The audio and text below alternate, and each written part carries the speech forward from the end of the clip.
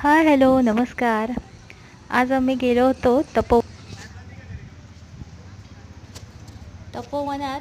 ही प्रभू रामचंद्रांची अशी मूर्ती आहे. पंचधातूची ही मूर्ती आहे. 70 फूट उंचीची आहे आणि त्यामागे असा स्तंभ लावलेला आहे. की दुरून याचं मी दर्शन घेत आहे. याच्यासाठी पायऱ्या पण लावलेल्या आहेत आणि खूप छान दिसतं आहे.